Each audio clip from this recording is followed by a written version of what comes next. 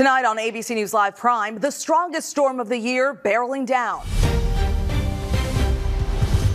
It's coming, it's coming. Hurricane Melissa, now a Category 5, heading straight for Jamaica, with winds up to 175 miles per hour and storm surge up to 13 feet. Hi, I'm Mike Ajachi in Jamaica, where the island and its residents are bracing for the catastrophic effects of what's expected to be the biggest storm to make landfall. Day 27 of the shutdown, and the deadline is fast approaching for 42 million Americans to lose their food assistance benefits as soon as this weekend. Food pantries popping up at airports for struggling federal workers, the same ones charged with keeping travelers safe. I'm Jay O'Brien on Capitol Hill, where the government is still shut down. The House is out on recess for the 5th straight week, and members of Congress are still getting paid. President Trump revealing news about his health while on the second stop of a whirlwind trip through Asia, culminating in a high-stakes meeting with Chinese President Xi Jinping. The president also announcing that the U.S. and China have agreed to the framework for a sweeping trade deal. Our Rachel Scott is with the president. With just about a week until voters decide who will be New York's next mayor, leading candidate Zohran Mamdani is the socialist state assemblyman who may become one of the most famous politicians in America.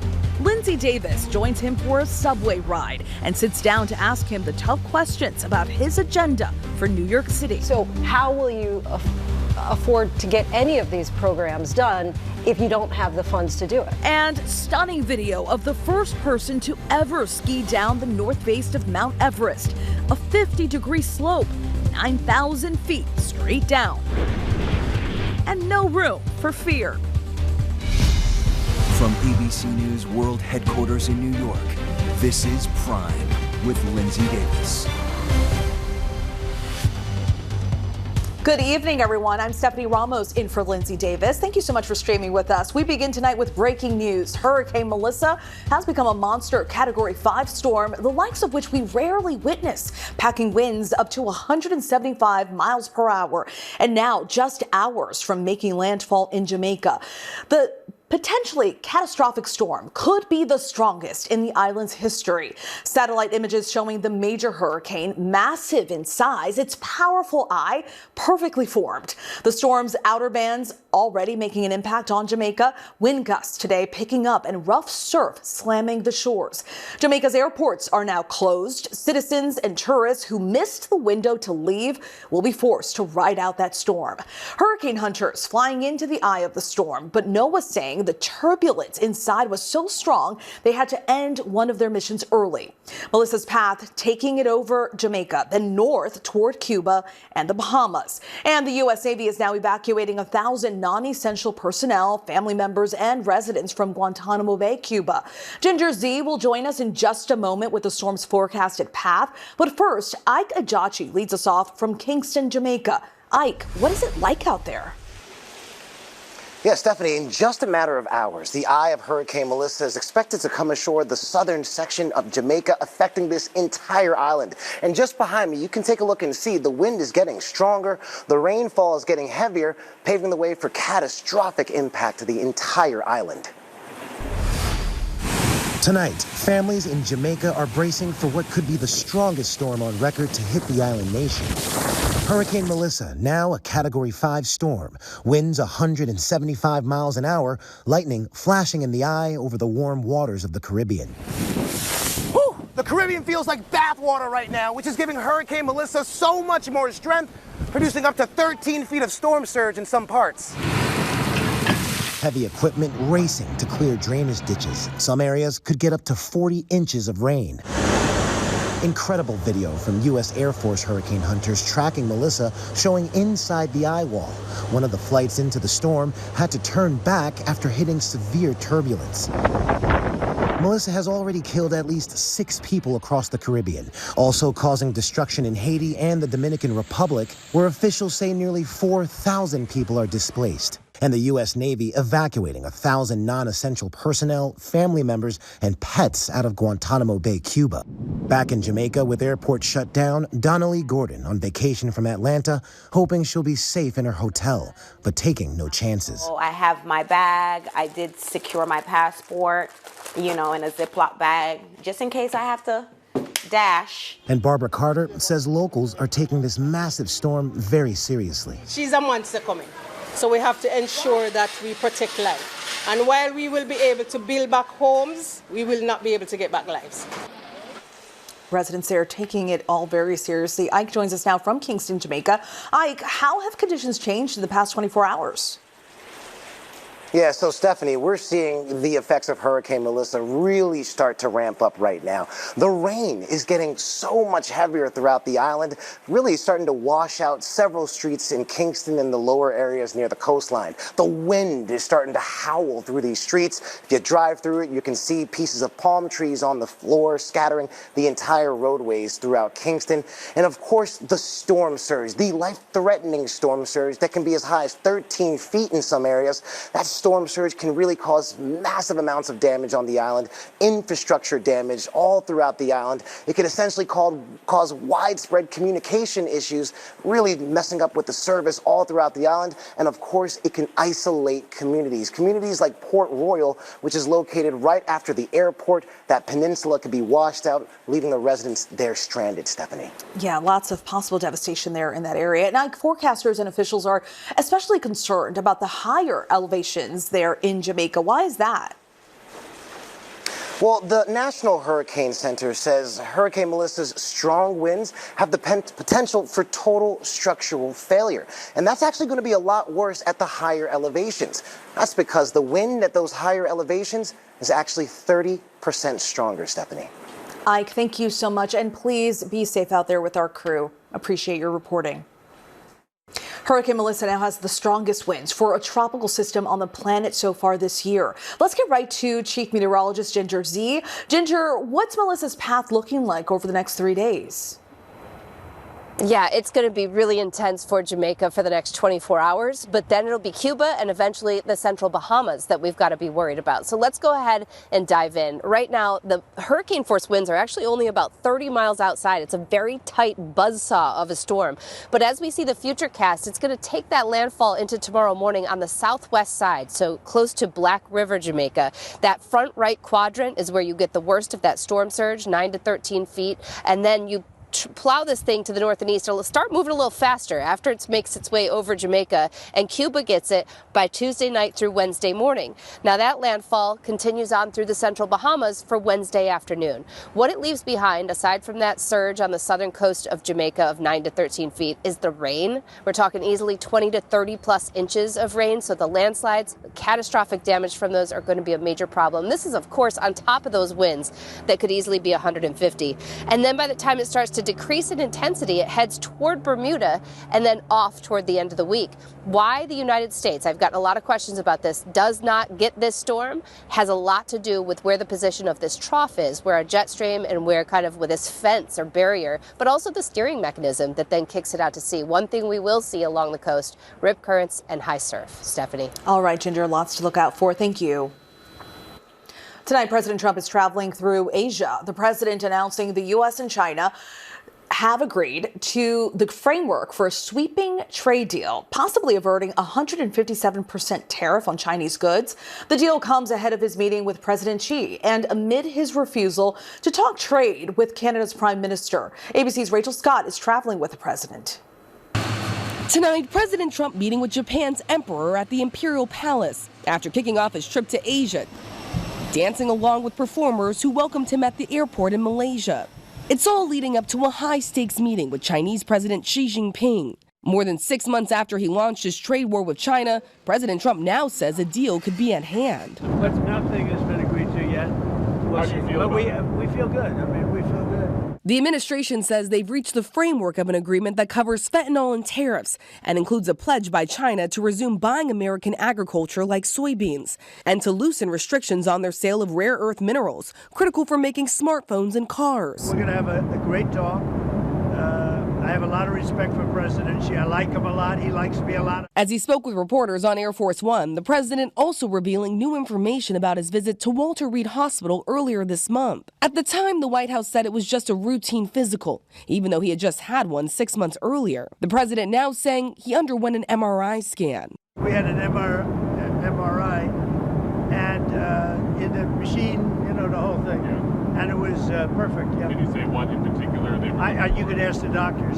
But tonight, we asked the White House, and they did not provide us any information about why the president had an MRI, what the doctors were looking for, and what, if anything, they found. Rachel Scott joins us now from Tokyo. And Rachel, back here closer to home, what is the president saying about his latest tariffs on Canada? Well, the president has now threatened to impose an additional 10% tariff on Canadian imports. All of this really stemming from an ad the Ontario government put out using former President Ronald Reagan's own words criticizing tariffs. The president said that they used it out of context. He was very frustrated about this. So not only did he lash out at the Canadian government, but he also said he's going to be moving forward with that 10% additional tariff. He did not provide any timeline, though, Stephanie. And the president, after leaving here in Tokyo, will be heading to South Korea, where there's a lot of foreign leaders that are going to be meeting, talking about the economy, talking about trade. The president says he will not be meeting with the Canadian Prime Minister, Mark Carney, even though he'll be there in South Korea as well. Stephanie? All right, we'll see how that potential tariff increase there in Canada plays out. Thank you so much, Rachel. Today is day 27 of the government shutdown, and the impact on Americans across the U.S. is becoming very clear. More than 40 million people are now in danger of losing food benefits in as little as 5 days. And some Republicans are beginning to break ranks, with GOP leadership urging them to get back to work. Here's our Jay O'Brien on Capitol Hill. Tonight, tens of millions of Americans feeling the pain of this 27-day-long government shutdown like never before. Air traffic controller shortages triggering delays in Los Angeles and a ground stop in Austin. More and more air traffic controllers calling out sick, forced to work without pay. All right, drive safe. Have a good day. Food pantries now popping up at airports for struggling federal employees. We have a food bank. For TSA workers, that's got to be alarming to see. It's sad, it's unfortunate, because they have to go to work and they're not being paid, and they're doing a critical safety function for all of us. And tonight, fears of a looming hunger crisis as SNAP food assistance, a lifeline for roughly 42 million low-income Americans, is set to run out by the end of this week. In Michigan, Simone Wilkes, a single mom of 2 young boys, worries how her family will get by without federal food assistance. My stomach dropped because I'm already struggling. I'm already stretching food. It has been days where the kids will eat and I'll just survive off water, because that's what I'll have to do in November. At this pop-up kitchen serving unpaid federal workers in Washington, D.C., we met dozens fearful the shutdown could drag on for weeks. You don't have a lot of faith in Congress to end this? I do not. As much as I would hope that they would end it, I don't see it ending anytime soon. Jay joins us now from Capitol Hill. And Jay, the impact of the shutdown is being felt now by so many. Is that having an effect on lawmakers' willingness to reach some kind of compromise? Right now, no, Stephanie. Both sides continue to be dug in. The Senate did return back to Washington tonight, but there's no deal in sight to end this shutdown. Meantime, the House of Representatives is out on recess for the 5th straight week in a row now by order of Speaker of the House Mike Johnson. And remember here, Stephanie, members of Congress by law are still paid even when the government is shut down. Stephanie. All right, Jay O'Brien for us there on Capitol Hill. Thank you, Jay. Now let's get right to Democratic Senator from New Jersey, Andy Kim. Senator, thank you so much for speaking with us. In your state of New Jersey, more than 800,000 people who rely on SNAP benefits could lose their federal assistance this week. The official website, you may know this already, the official website of the USDA explains the situation this way. I'm going to read this quote. Senate Democrats have now voted 12 times to not fund the food stamp program. Bottom line, the well has run dry. At this time, there will be no benefits issued November 1st. We are approaching an inflection point for Senate Democrats. So basically, the USDA is placing the blame for the loss of benefits squarely on Democrats. What's your response to that? Well, first and foremost, the actions that we continue to see from this administration are just plain cruel. First of all, there's a $5 billion contingency fund, emergency fund, that could be used for this exact purposes to try to make sure that 40 million Americans who are on the cusp of going hungry are able to continue to get food and support through these challenging times. And this is something that is completely expected by this administration, because we saw earlier this year with the reconciliation bill that they passed, efforts that would basically cut $200 billion, upwards of $200 billion from SNAP over the years. This has been something that they've been trying to cut and gut for a long time. So they are gleeful about the effort right now to do harm to so many Americans. Yeah, the situation is becoming more and more difficult for so many Americans. So at the root of the shutdown is, of course, the debate over health insurance affordability. So what impact are rising costs having on New Jersey families? And do you see any chance of reaching a resolution on this with the Republican leadership?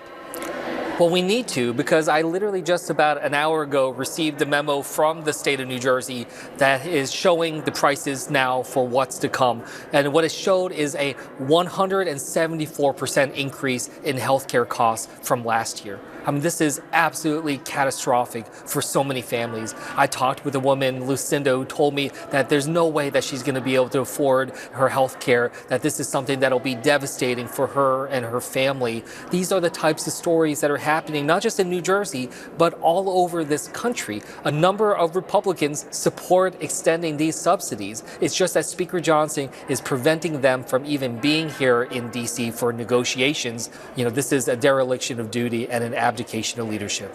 And speaking of the president, since the shutdown began, we've seen several instances of the Trump administration halting funds for state infrastructure projects. So in New Jersey, the fate of a particular project to build rail lines under the Hudson River connecting to New York, that is now in question. How is this impacting the state of New Jersey and others facing similar situations? You're absolutely right. This project is one of the largest construction projects in the world. It's not only important for New York and New Jersey, it's important for the entire country. This would be economically catastrophic if we ever lose rail traffic down the east coast of the United States. So this is something of national importance. And the fact that Donald Trump is willing to say he terminates this funding for this rail project that is of such importance, it's just so damaging, and it's hurting so many people and so many families. I mean, this is these kind of mob boss tactics. People can't stand this. The idea that he's using taxpayer dollars for political retribution and revenge. For the amount of money he just sent down to Argentina, we can fund this project and be able to make sure that we're securing our infrastructure. I want to turn now to next week's elections and the New Jersey governor's race. We were speaking earlier. My kids are invested in this race right now. We live in New Jersey. Democrat Mikey Sherrill is running against three-time gubernatorial hopeful and Republican Jack Ciattarelli. New Jersey, as you know, swung to the right in 2024. Donald Trump came within 6 points of taking the state. Could we see New Jersey turn red? Well, I was just back in New Jersey over the weekend, did a dozen events across the state. And what I can tell you is that the energy is there. They know the damage that is being done by Donald Trump. The number of voters, including independent voters, that came up to me complaining about what Trump did to the Gateway Tunnel, or the fact that right now they're struggling with affordability, and Trump is somebody who's made matters worse. I've said to them, Trump has made billions of dollars for his family since January 20th. How much has your family made? And they know that Jack Ciattarelli is just going to open the door for Donald Trump if he's governor. Well, with Election Day right around the corner, we will see how that race plays out. And hopefully there's some resolve there on Capitol Hill. Thank you so much, Senator Andy Kim. Thank you for joining us. Thanks for having me. Sean Diddy Combs' release date has been revealed. The Federal Bureau of Prisons now states the music mogul is currently scheduled to be a free man on May 8th, 2028, at which time he will have served a little more than 3 years behind bars, counting the time he was incarcerated before his trial. Earlier this month, a judge sentenced Combs to 50 months in prison after a jury convicted him on 2 prostitution-related counts. Combs' lawyers say they plan to appeal the conviction. In Southern California today, a high-speed motorcycle chase played out on live TV with the suspect hitting speeds topping 200 miles per hour and appearing to pull out a gun during the chase. Our Matt Gutman has those details. Tonight, that harrowing high-speed chase on an L.A. highway coming to a crashing halt. Police saying this armed motorist sped away from a shooting of a San Bernardino County Sheriff's deputy, reaching breathtaking speeds just east of L.A., first exceeding 100 miles per hour, then 130, and even faster. With officers in pursuit, the suspect banked a U-turn And when he noticed a motorcycle officer on his tail, he cranked the throttle, only slowing to pull out a handgun. You see him rack a bullet into the chamber in full view of the news helicopters, and then he's riding without using his hands. Until a motorist swerved into his lane, the bike smashed, the rider thrown, police swarming. After detaining him, medics there for first aid, the rider even able to sit up, but was airlifted to a nearby hospital. Wow, what a scene. Our thanks to Matt Gutman for that. A big win for the president of Argentina, who is a close ally of President Trump, just a few days after Trump agreed to provide a $20 billion bailout for his economy. Our Elizabeth Schulze has more. Elizabeth? Hey, Stephanie, this was a big victory for Argentinian President Javier Milei in the wake of that controversial $20 billion bailout from the U.S.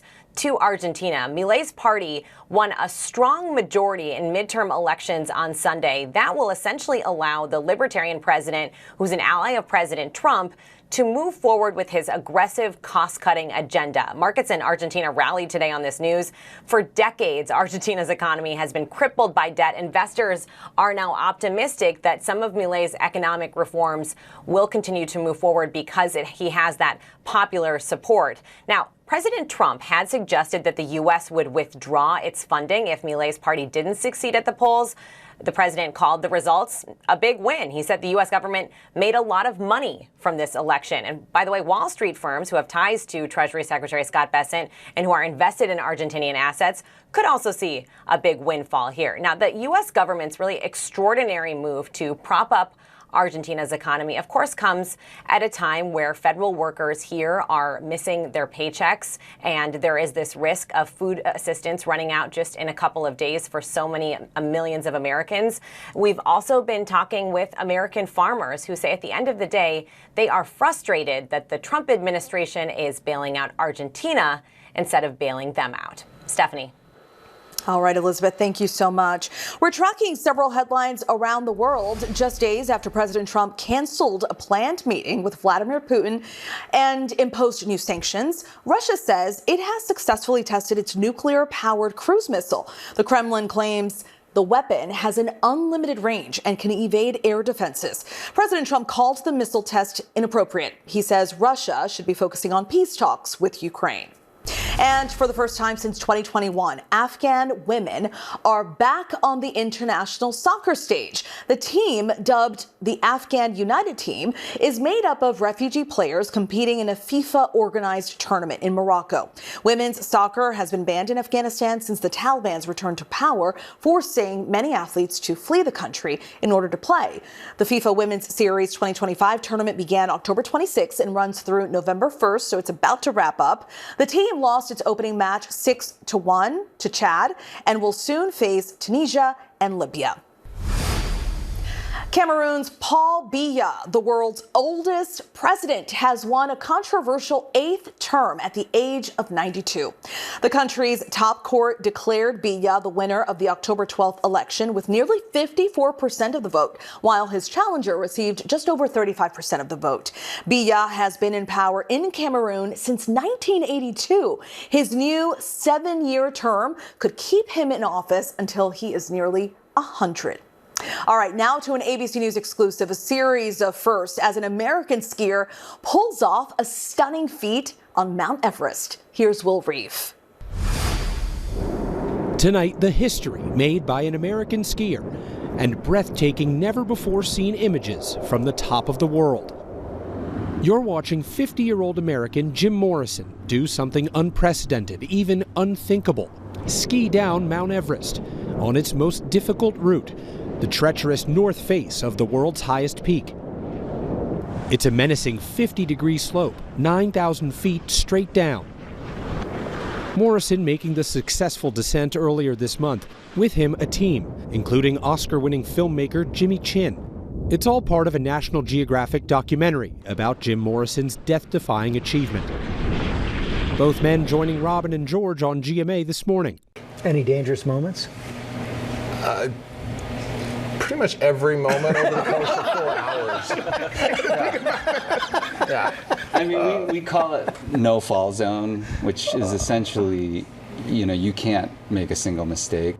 And their message to everyone on overcoming fear and obstacles in life. You both have said there is no room, not little room, there is no room for error, and yet you use that fear in a way that was positive. You learn to leverage fear, because fear can either serve you or it can debilitate you. When you have fear that comes to you on the top of any big challenge, you have to try to decide what part of that fear is irrational, what part of it can I channel to focus on what the real risks are. Tonight, the new incredible death-defying images and history made by the American. Wow, what an incredible challenge. Don't let that fear take over. Our thanks to Will Reed for that. Coming up here on ABC News Live Prime, with just about 1 week until voters decide who will be New York's next mayor, our Linsey Davis caught up with a man on the verge of becoming one of the most famous politicians in America today. Have any of your views on Israel changed? You know, I have really appreciated those conversations that I've had with rabbis, with Jewish leaders, elected officials across the 5 boroughs. And later, why the cost of your deli sandwich is going up. Plus, if you missed out on Soccer World Cup tickets in the first round, we have the info you need for another shot at witnessing the big event.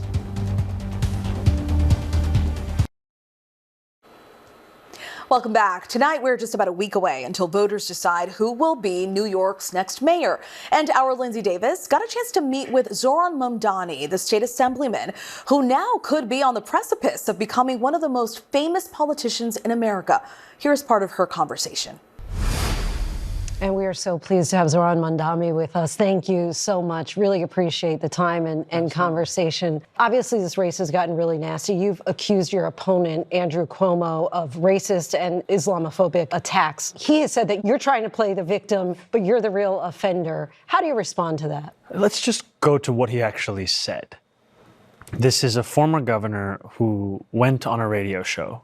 The radio show host said that if there was another 9/11, I would be cheering it. Andrew Cuomo laughed and agreed. And it's been a number of days since then, and he's yet to apologize. That's not my description of his remarks as being Islamophobic. That is what those remarks are. And he then accepted the endorsement of Mayor Adams later that same day. Mayor Adams said he was making that endorsement to stop New York City from becoming Europe, to stop a movement that he described as burning churches in Nigeria from winning this election. That's the rhetoric that the current mayor, the former governor, have to offer New Yorkers at a time when New Yorkers should be hearing about plans to make the city more affordable. They're hearing about a vision of this city that doesn't include Muslims, even though there are more than 1 million Muslim New Yorkers who call the city home. On Friday, you became emotional talking about your aunt who, after 9/11, felt uncomfortable in New York, riding the subway, wearing her hijab. To that, Vice President J.D. Vance said, according to Zohran, the real victim of 9/11 was his auntie who got some allegedly bad looks. Your reaction to that? It is sadly unsurprising, but still shocking to see the vice president of this country try and make a cheap joke about Islamophobia, when what New Yorkers want is a vision of a city that can come together. And coming together means honoring every single person who calls this city their home, not trying to pit people against each other, as has become the norm in both Republican politics and now we're also seeing in Democratic politics as well. Now, of course, you're familiar with the letter that was signed by 1,000 rabbis, many with concerns about your candidacy. Of course, you've had a number of conversations with Jewish leaders. Have any of your views on Israel changed? You know, I have really appreciated those conversations that I've had with rabbis, with Jewish leaders, elected officials across the 5 boroughs. And those are conversations that have not only informed my understanding of what it means to root out anti-Semitism across the city, which we must do, but also the many different ways that we have to do it. It's not just increasing funding for hate crime prevention by 800%. It's not just ensuring that there's security outside of synagogues and temples on the high holy days. It also means actually implementing a curriculum called Hidden Voices that celebrates the breadth and the beauty of Jewish life and the history of this city. And I'm looking forward to being the mayor for every New Yorker, for every Jewish New Yorker, and not just those who actually vote for me, but anyone who calls the city home.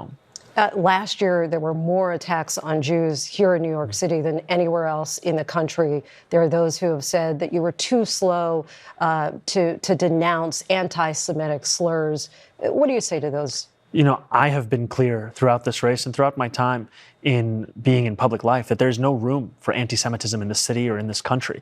And it pained me so deeply when I was hearing from a rabbi on Yom Kippur after the horrific anti-Semitic attack in Manchester. He was asking, could you please send more police officers outside of our synagogue so that congregants can feel safe coming? And I said, absolutely. But what if that rabbi didn't have my number? How many more New Yorkers are made to feel as if their safety is dependent upon who they know? This should be something that every New Yorker knows will be a part of their life. That safety is what I will actually deliver for Jewish New Yorkers and for every New Yorker. Of course, we have the top two Democrats that hail from New York, Hakeem Jeffries, Charles Schumer. Hakeem Jeffries did not endorse you until last week. Chuck Schumer still has not. What do you make of that? You know, I've appreciated receiving Leader Jeffries' endorsement and the fact that our coalition to transform the most expensive city in the United States into one that's affordable continues to grow. And that conversation was actually at the heart of many times that Leader Jeffries and I spoke, was how to deliver this affordability and to do it for the shared set of constituents that we have. And I also say all of this knowing that the reason I sit in a chair across from you now as the Democratic nominee is not because of the number of endorsements that I've received, but because of the movement that we've built. 90,000 New Yorkers who've been knocking on doors, making phone calls. Those are the people who've built this campaign. Those are the people who will take us across the finish line. Of course, you've made a lot of promises that you're going to have free buses, free childcare. You're going to freeze rent on rent-stabilized homes. You said that you would do that by taxing the billionaires. Governor Hochul has said she's not on board with that. So how will you afford to get any of these programs done if you don't have the funds to do it? So I will continue to make the case as to why I think we need to increase taxes on the top 1% by 2%, why we need to raise the state's top corporate tax rate to match that of New Jersey. And in doing so, this would raise $9 billion. And that more than pays for our economic agenda and starts to actually Trump-proof our city. And I will make that case because I think it makes the most sense in the wealthiest city, in the wealthiest country in the history of the world, that we actually ensure we have the funding necessary to make it a place that New Yorkers can afford. And I'm looking forward to working with Governor Hochul because what the governor has been focused on is what we have been focused on, affordability. And she has been looking at universal child care as a necessity in this city and in this state. And I am looking forward to delivering it with her. Our thanks to Linsey Davis. You can watch much more of Linsey's interview with Zohran Mamdani, including a subway ride they took together. Coming up, today marks the sports equinox, the best day of the year for so many sports fans. What is it and who's playing? Former NFL coach ESPN's Herm Edwards weighs in on who to watch. Plus, starting this weekend, student athletes will be allowed to bet on pro sports. We'll go behind the numbers of this major shift in policy. That's coming up.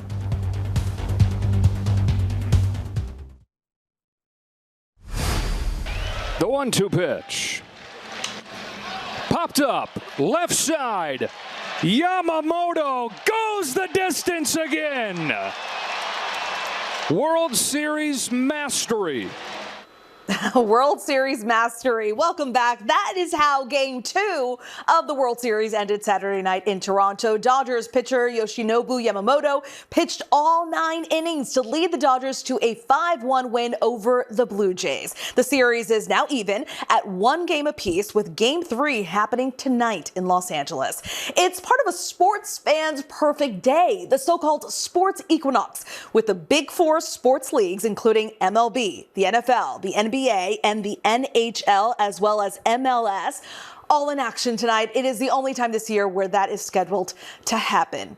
Happy watching. All right. Meanwhile, in the college sports world, student athletes will be allowed to bet on pro sports as of November 1st, after the NCAA approved a rule change. The timing, of course, is notable given the NBA's gambling scandals and with the NCAA dealing with its own sports betting investigations.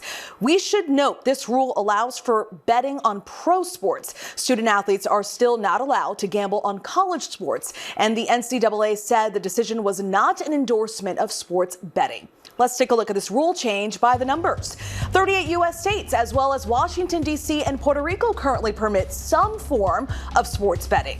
Sports gambling has generated $10 billion in revenue through the third quarter of this year, and that's according to the American Gaming Association. That's 19% higher than at the same point last year. The change also comes with sports betting popular among college students. A 2023 NCAA survey found 58% of participants had engaged in at least one sports betting activity. But the NCAA has its own sports gambling problems, recently saying its enforcement staff had opened investigations into approximately 30 current or former men's basketball players for sports betting violations. That includes 3 student athletes who were banned by the organization in September for a gambling scheme. And now turning to the NFL, it is time for Hangin' with Herm with ESPN analyst and former NFL head coach Herm Edwards. Thank you so much for joining us. Thank you. All right, we are starting with the Eagles. We saw the Eagles get revenge on the Giants to split up their matchups this season, but one of the bigger outcomes from that game was the loss of Giants running back Cam Skattebo. I like saying his name, by the way, Skattebo. So we lost him for the season. How much of an impact will his absence have? Well, and look, I mean, him and Jackson Dart obviously brought a lot of energy to this organization and to their fan base. And whether you're a Giant fan or not, when you see an injury like this, and I'm a former player before I'm even a former coach, you just feel for the young man. Yeah. I mean, it's just sad to watch. But look, he's young. He's going to recover. He'll be involved with this Giant team for a long time going forward.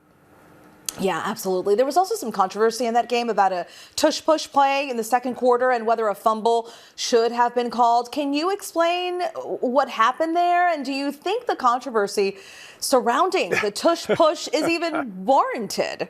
Well, the tush push, we've probably seen the last year of the tush push, right? The Eagles run it, obviously, and the Buffalo Bills have their own version of it as well. But I think the tush push, we're going to see the last year of this. It's become quite a talking point. So I think the league is a little bit tired of it, and owners are probably tired of it as well. So it's probably time to let it go. Goodbye, tush push. Okay. All right. In the nightcap, we saw Aaron Rodgers facing off for the first time against his former team, the Packers, and his former backup, Jordan Love. Green Bay, they got the win. What should we take away from that game when it comes to both teams and their quarterbacks? Well, obviously, I think both teams have good quarterbacks. But this thing was all about Aaron Rodgers playing his former team. And I think people forgot about Love replacing Aaron Rodgers. It meant as much to him as it meant to Aaron Rodgers to win this game. And Love was outstanding. I mean, he went on the road to beat the Pittsburgh Steelers. That is a hard venue to play in. I played in it as a player. I've coached in it. It's a very tough place to win. And the Green Bay was outstanding last night. Not taking anything from the Pittsburgh Steelers, but last night the Green Bay Packers were the better team. Yeah, and also want to mention really quick, also last night, the New York Jets, as a native New Yorker, the New York Jets finally won a game. Congrats. But let's talk about the final game of this week, my Kansas City Chiefs. So it's funny, I'm a New Yorker, but I spent some time in Kansas City, so I root for the Chiefs as well. The Jets and the Chiefs, all right. But the Chiefs and the Commanders, they're coming up on Monday Night Football, is that right? So you're a former coach from, the Kansas City Chiefs, back in the 90s, early 2000s. Yep. What should we watch for in that game? Well, I think the Washington Commanders have a good football team, but they're missing one of their best players, and that's the quarterback, Jaden Daniels, who actually played for me at Arizona State when I was a head coach there. With that being said, I think the Chiefs now are a team that earlier in the season, they were injured. There were a lot of players missing, especially on the offense, and the defense kind of kept it afloat. The last couple of weeks, these guys are getting well. Now they're in full capacity now. They have their players back. Patrick Mahomes is Patrick Mahomes. He's the best quarterback in the National Football League. There is no question about that. They're playing in Arrowhead on Monday night. Good luck, Washington. That's a hard place to play, especially on Monday night. Yes, I have spent plenty of moments there, plenty of time there at Arrowhead Stadium. It is intense with those Chiefs fans. We'll see how that plays out. And Herm, while we have you on a much heavier note, yesterday we found out that former Jets offensive lineman Nick Mangold had passed away from kidney disease complications. He was obviously a beloved player in the league. We just wanted to ask your thoughts on him and the impact that he had. Well, he made a great impact, and I didn't know him personally, but knew him as a player, obviously. And anyone that talks about him, they have high esteem for him, what kind of man he was, right, and husband and father. That comes to play right away when they talked about Nick Mangle. Our prayers go out to his family, obviously. And, when you play in the National Football League or you coach in the National Football League, regardless of what team you coach or play for, there's a brotherhood. There's this huddle. We call it the huddle. He was a part of our huddle. He will continue to be a part of our huddle, especially now in prayers. Yeah, we're certainly thinking about his family. Herm, thank you so much for your time. Really appreciate it. Thanks for joining us. Thank you. Coming up here on ABC News Live Prime, Flavor Flav is serving as a hype man once again at next year's Winter Olympic Games. We'll tell you which team he's joining this time. And actress and singer Shanice tells us about her new musical comedy and taking on the role of Michelle Obama.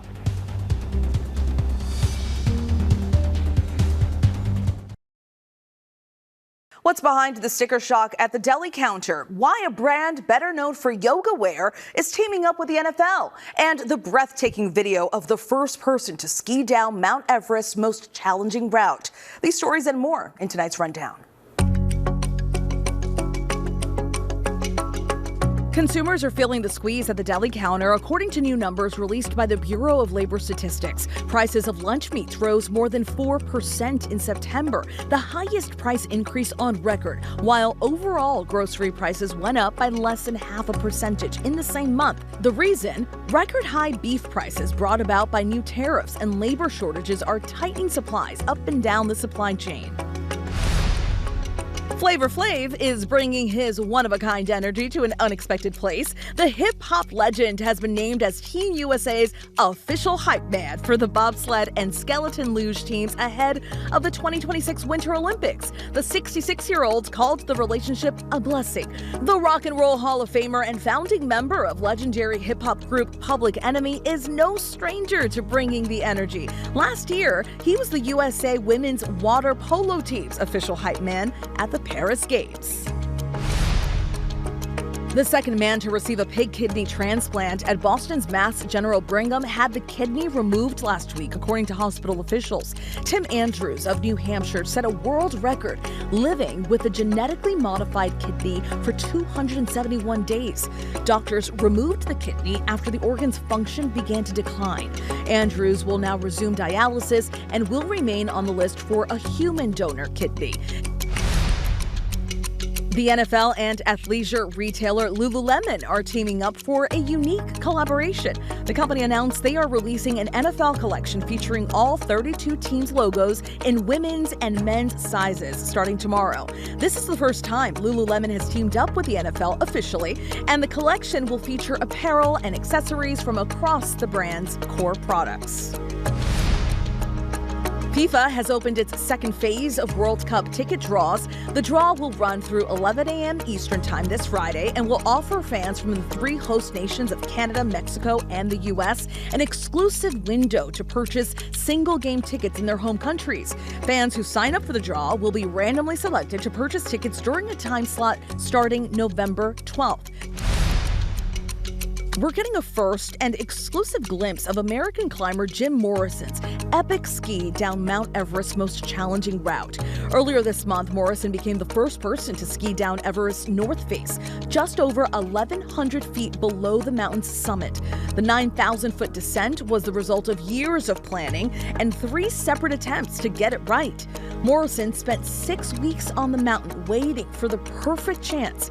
This morning, he told Good Morning America this.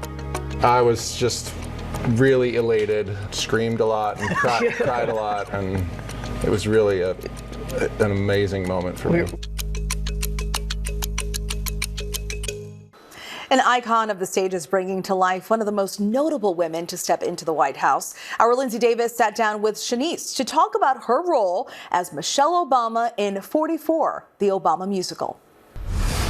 It is no surprise that Shanice emerged as one of the most defining voices in pop and R&B in the early 1990s, best known for her Grammy-nominated chart-topping I Love Your Smile and making history as the first black woman to ever take the stage as Eponine in Les Miserables. With a career that stays true to talent, versatility, and trailblazing artistry, Shanice is taking center stage one more time, this time stepping into the shoes of one of the most influential women in American history, Michelle Obama. Let's take a look. This place doesn't make the man, it reveals who you already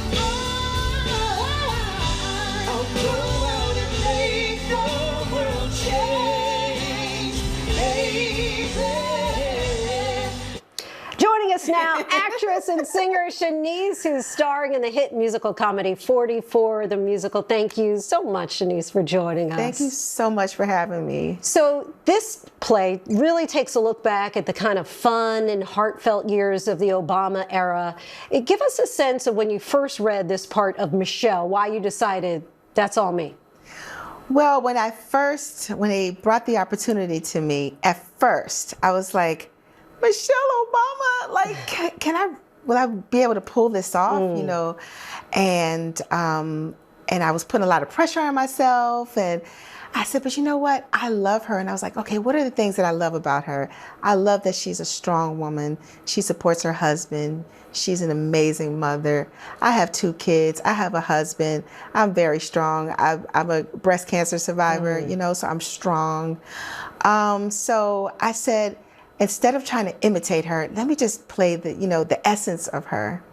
And that's what I did. And I love the fact that it shows more of a romantic side of Michelle and Barack. And then she's very like supportive of him. And when he's like feeling like things are like he's falling apart, she's there to, you know, uplift him. So I love that about it. And how did you make the role your own?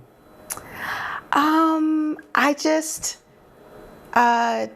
took the pressure off myself and said, I'm not going to try to walk like her and try to talk like her. I'm just going to play the essence of her. How do you go about balancing these real life figures with a little fun and make it playful in the theater? Well, that's what I love about this show. It's a satire, so there's a lot of comedy, so we can have fun with it, you know. And I have a lot of people telling me, you know, after the show, I laughed so hard and I needed this joy, because right now there's so much chaos going on in the world today. Of course, you made history with your performance in Les Mis. How did that early on really kind of spark a love for you for theater? Well, you know, I started doing theater when I was 8 years old. Chip Fields, who is Kim Fields' mom, she put me on stage for the first time. So a lot of people don't know this, but I started out in theater. And so doing Les Mis was just like me going back to theater. And I love singing, songwriting. I love theater. I love it all. I love recording songs. I love it all. So that's what I've always done. As I was telling you a little earlier, I remember as a young girl watching your music videos. In particular, I love your smile. What do you think it is that allows you to have such staying power? I think that I don't do what I do for the money. I do it for the love, you know? And I think when you start getting caught up into, I want to make big money and I want to be a star, and I think that's when you kind of lose your way. But I do it for my fans. I've been in the industry for over 40 years. And I'm so thankful for that. Thank you to social media. I get to talk directly to my fans, and they're always telling me how much they miss me and they want to continue to hear me. So I think I'm able to still do what I love to do because of the fans. Shanice, we thank you so much. We are all fans. Thank you. We appreciate you coming by. You can catch 44 the musical playing exclusively at the Darryl Roth Theater in New York through December 7th. Definitely a Shanice fan. Can't wait to watch the show. And that is our show for this hour. I'm Stephanie Ramos. Stay tuned to ABC News Live for more context and analysis of the day's top stories. Thank you for streaming with us.